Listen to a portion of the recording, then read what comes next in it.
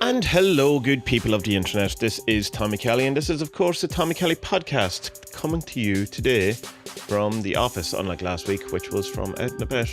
And it's something I would like to do more of, but this week it just didn't happen because I just ran out of time. I'm going to get a lend of my friend's audio recorder, proper Zoom H1Z1. It's not that, obviously, but something like that, H1 maybe. And try and up the quality of it. Although it did work out better than I expected using the phone.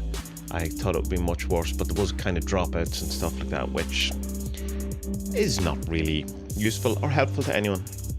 Before we get into this podcast proper, I just want to remind everyone, or maybe not even remind you if you haven't heard about this before, but at the minute the 47s are on sale for 25% off, as is the Witch print, which is 25% off as well. And that is because there's a competition running on Facebook and Twitter at the minute, which will allow you to enter in and win a signed grimoire and a deck, which is pretty cool. And to do that, you just have to tell me, why you deserve to win it in those threads. So the threads will be linked in the show description, and you just have to tell me, you have to like it and you have to tweet it and stuff. There's actually a competition rule on Facebook that you can't ask people to share it, which is the most unhelpful thing in the world. And I think it's kind of a grey area where you can ask them to like your page too or something, or ask other people to like it, but it's all different things. So I can't ask you to share it, but if you want to share it, then I'm definitely not going to stop you. And on Twitter, if you can retweet it, but you have to like the page and you have to like the post and leave the comment. And the comment is why you deserve to win the deck. So yeah, that's what's going on. That's just going to keep the preamble quite quick this week, because I've noticed that I've been going on a bit too long on them. All the info for all the stuff, websites and all that will be at the end of it. So let's get into this proper.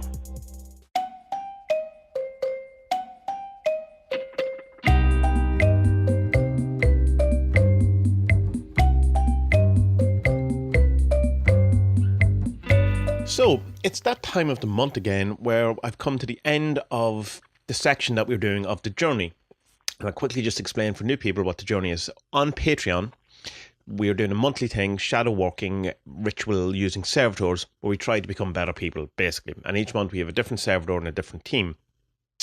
And last month, this month, tomorrow is the next month, so this month, and that's the end, the team, or one of the teams, was trying to see who you are without all the stuff that you've added to yourself, without your beliefs, without your biases, without, your wrong, without your right, all those things that you believe to be yourself, and and then try to see who the core person is behind all that, or indeed if there is one.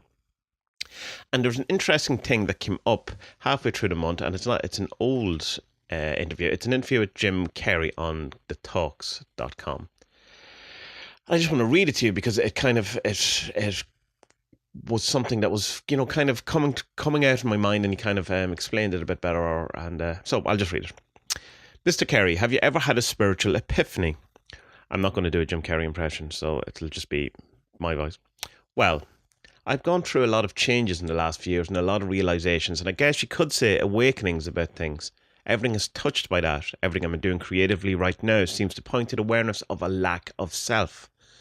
What are we? Why are we? And the answer to both of these questions is nothing, no reason, as far as I'm concerned. It's just about playing with form. What do you think prompted these awakenings?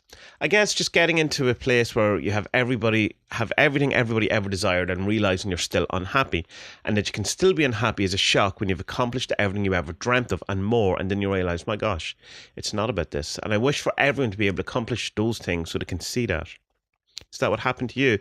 Yeah, sure, it didn't happen to me. There is no me, but it happened, and it pushed me towards the realization that there's no individual here. There are only energies. Energies? Yes, they're me. They're me talking to me, and whatever they are, no matter how bad they are.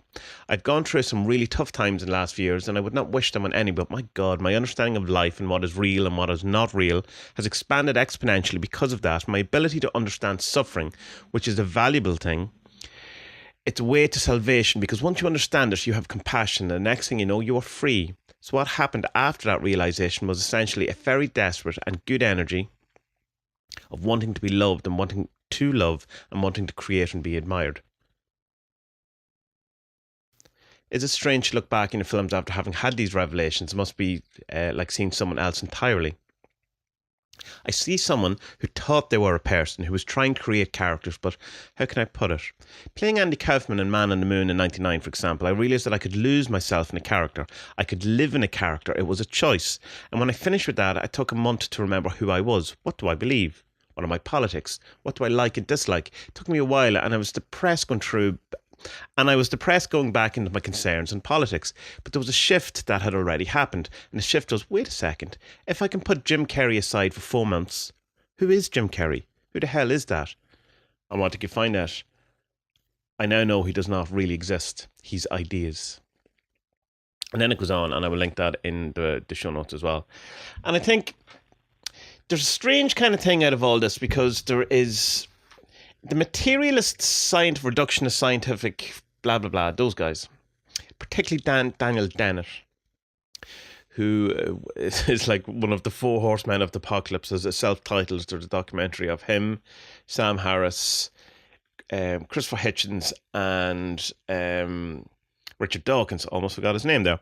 And there's a very interesting conversation among the 4 of them. And Christopher Hitchens is as good as ever. Richard Dawkins is as annoying as ever. Sam Harris is as kind of wooden as ever. And Daniel Dennett is as unforgiving as ever. He's very, he's decided. He is decided.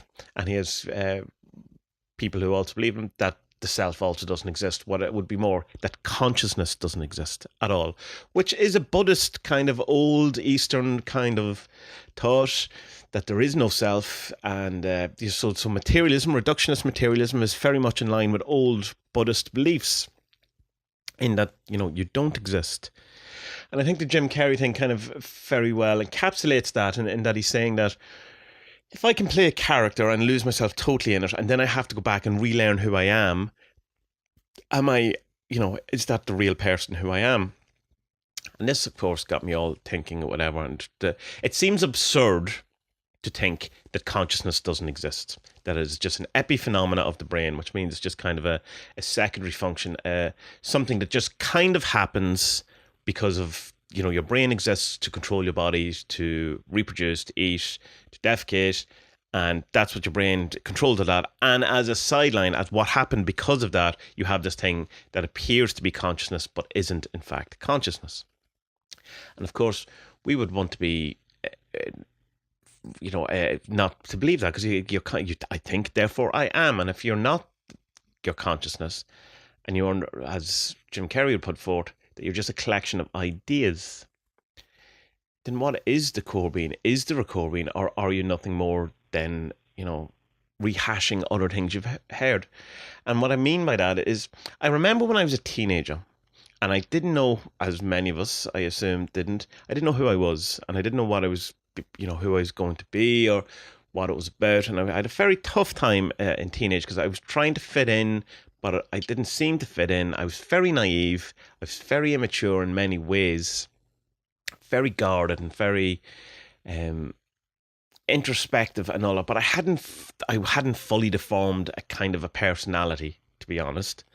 And so what I did is I kind of tried on a few personalities, and that kind of continued for a while, and into my 20s, where I would try the personality of the joker, of the serious guy, of the moody guy, of the, you know, the brooding guy or whatever. And all these kind of personalities I tried on in a kind of invocation type thing, where I was, you know, calling in the kind of things that I wanted, the attributes and the different, you know, like say humor, and I'd be humorous, and I would think of myself as a humorous person and act as a humorous person would.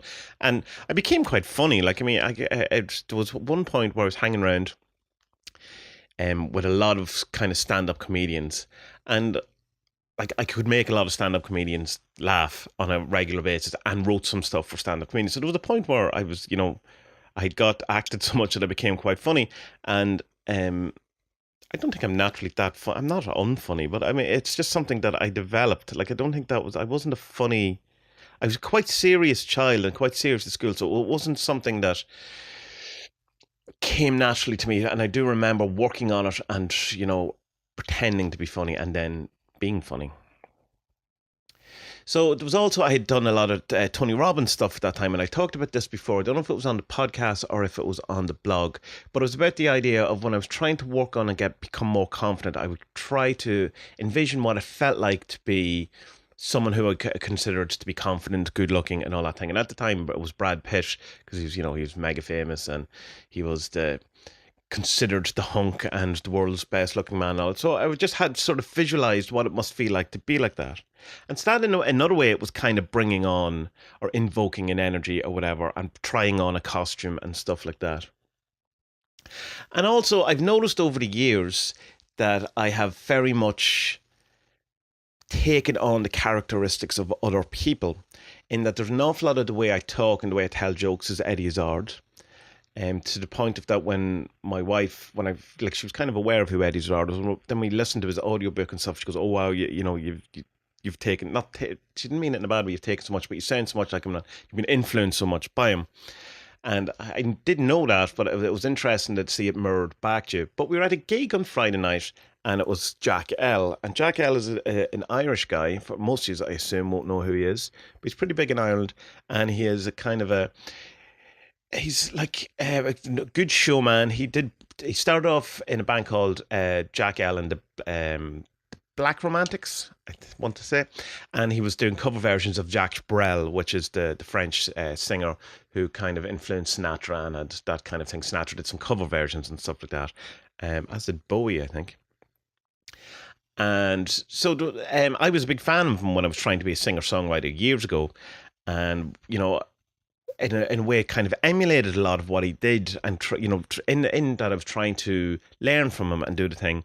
Now Jack L is a much more talented man than I am in the singing and the songwriting and the musician type thing. So he obviously, he's still going and he's still doing it, and that's his thing. So the bit I stole from him or whatever obviously didn't work out in some way for me. But it was interesting that Vanessa, my wife, said, "I can see so much of you in him." So again, another stolen personality. And I also have very much reactions and talk and stuff like the way my father does, to the point of saying the same words, the same kind of size. I'll say the same kind of mantra stuff that he would have said, in the way he talks to people, or the way Jordan Peterson thinks, "Bucko." Well, my dad has stuff that I say as well that I just can't think of at the moment, and I have stuff to my mum as well, and certain things as well. Not so much my sister, I don't think, but I'm not sure. It's it's hard to see all these things. I also, when I was playing guitar and all, another kind of huge influence on me would have been Dave Navarro, and to the point of that, when I was into rock bands and playing guitar and stuff like that, it was like pretty much wanted to be Dave Navarro for a long while in many ways. And so my kind of stage presence and all that was all based on that. And even down to now having the beard and my hair and stuff is still fairly influenced by Dave Navarro, who I assume it was influenced by Johnny Depp, because he looks exactly like him in that Don Juan movie, which incidentally Jack L would also have been, I reckon, influenced by Johnny Depp in how he looks and how he talks and stuff like that now. And also Johnny Depp I like as well, and particularly in movies like The Ninth Gate and stuff like that. So he would, there's a kind of a triangle stuff going on there as well. And so I also have noticed about myself that if I'm listening to someone a lot, like I said, when I was listening to an awful lot of Jordan Peterson, more than I am now, which seems weird to people who know me, that I actually listened to it more at one stage. I listened to Jordan Peterson before he was cool or uncool or whatever way you want to look at it. And I started noticing that I was talking the way he was talking to other people when I was explaining things, or even in my own head, I started to kind of have his kind of speech patterns and using a bit of his vocabulary and stuff like that. And another time I noticed that when I was listening to a lot of Christopher Hitchens, I started doing that as well. And I noticed it as well if I hang around with certain people or whatever, that at times I've taken on bits of their personality and kind of emulated them and stuff like that. To the point where I kind of have to ask myself the question, well, not have to, I've decided to ask myself the question because it's the month it's in it and it's part of the journey work. Who am I? Am I just a collection of other people? And horrifyingly, I have to think that I probably am. I can't think of too much that I'm bringing to the table, because even like last week in the podcast, I was talking about how a thing I say, which is my want of an evening, that comes from Billy Connolly. That's something I use a lot. My speech patterns are a cross between a number of people. I hear my dad in my speech patterns an awful lot, in the syncopation of my words and how I talk, and even the tone or the timbre of my voice. And just so much of my personality I can pinpoint to where it came from. And even to the point of, as I said, as a teenager, that I deliberately took on these personalities and tried them out, as if you were trying out a new car. And so I started trying to look behind all that, and who's the seer behind all that? Is there a core person behind on that? And there's that old thing of, says there's only one person in the room, which assumes that consciousness is consciousness and that everything is connected to the whole thing, and that we are just one kind of, it's that thing of you're a radio transceiver, or your brain is picking up, consciousness, but you're not existing in your brain, which kind of begs the question of who are, where are you centered? Are you centered in your body, or are you centered otherwise? And so if you lose connection to your consciousness, who is the person who's left in your body? And all of these kind of questions. And I think ultimately the thing is, as much as it kind of disturbs me and all that kind of things, I don't think there is necessarily, from my reading of it, from my minor perspective and all things, a core inner being. There's certainly someone that if you ask the question, who are you inside your head, there's someone listening and there's something there, but I don't know. That doesn't seem to be Tommy. And there's another interesting thing that I've always done, which I never noticed until a couple of years ago. I talk to myself in the plural in my head. My thoughts when I'm talking to myself is always we. And that's quite strange, because I've asked a few people and they certainly don't. They say, no, I definitely don't think like that. Where it'll be, I can never feel right and say, I'll be okay. That doesn't feel right. That feels like I've disassociated or something. But in my head, if I say, we'll be okay, everything will work out, we'll be fine, that feels like I'm talking to myself. And it does feel like a duality in my head of two things, not like a split personality or anything like that, but some sort of symbiotic thing of an inner and an outer person. Or I don't know. I know Jung talked a bit about these two personality things, but he did it in a different way. They had very different kind of personalities. He talks about it in his biography. So I don't know, and I think that's what the meditation thing is trying to get back to, the beginning of the whole thing of, who is the I that sees I? And it's a tough one. It's because no matter how far back you go, it's just nothing. And like, what is your original face? What's before your parents were born? And I don't really know the answer. And it's unsettling on some levels, and kind of I feel relieved in other ways. There's another thing that happens to me, and it happened to me the other day, and it hasn't happened in a while, but something that happens quite regularly, when I kind of get a glimpse of seeing myself as a separate person through the eyes of another. And there's no way I can possibly explain this, but it's kind of as if my brain then snaps, as if it's, the goon has found out something, he's getting very close, let's snap in this firewall so that he doesn't think that thought. And that kind of thought that I'm having is just snapped back, and it's pulled away, and I can't grasp it again. It's gone. But it's happened a significant amount of times that I'm aware. I'll go, oh, there's that thing again. And it's something to do with seeing myself as a separate person in consciousness from an outside perspective. And it's very odd, it's very momentary, and as soon as I realise I'm having the thought, it's yanked away from me. But there's kind of a physical thing to it as well, in a very weird way. So that's very strange. I'd be interested to hear if anyone else has come across something like that or has similar things. So that month was interesting. There was a number of other things in the team we were doing. It wasn't just trying to get to the core person. There was other stuff as well. And it was a rewarding month. It was a tough month.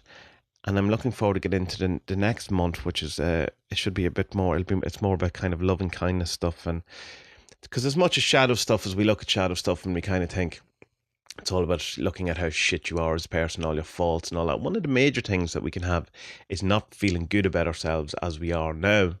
So that's an important part of shadow work, I find too, is to be, to be loving and kind toward yourself rather than, the self-loathing or self-hating on whatever level you may have it. And at different, at varying times, we'll have it at different times depending on what we've done or what we're experiencing or the people or influences that are around us. And so that should be good.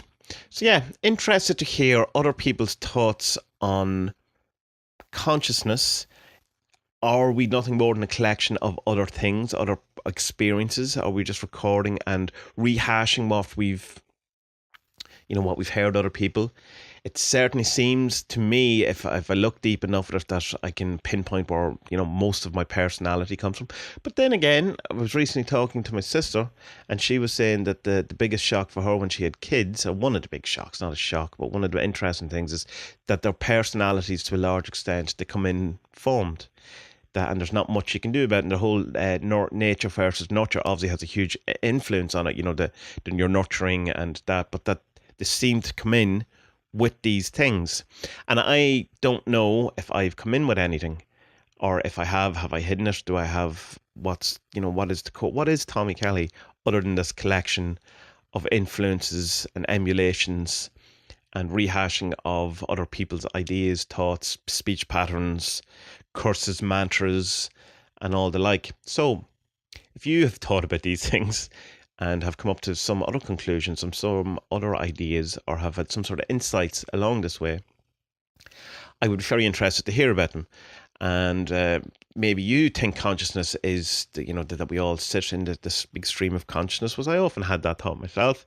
I don't know. It seems the most logical thing. I think an awful lot of time when people go, put it out to the universe, or, the universe will provide and all that, kind of they're talking about consciousness or whatever. And I think that's a better word than saying the universe, which has become quite trendy. And I kind of use consciousness now more than I would use the word, say, God or something like that, because it's probably more accurate to how I feel about things. But again, I don't know. I'm only going by how it feels or how it works, or what's useful at the moment. So what's your thoughts on consciousness? Does it exist? Is it an epiphenomenon of the brain? Does it survive after death? Was it there before you were born? Are we nothing more than a collection of other things?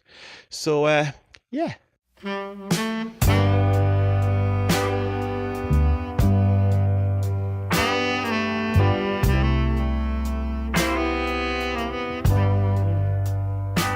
That was another episode of the Tommy Kelly Podcast, just my musings and ramblings on the nature of consciousness and personality, on your core person, on your inner self.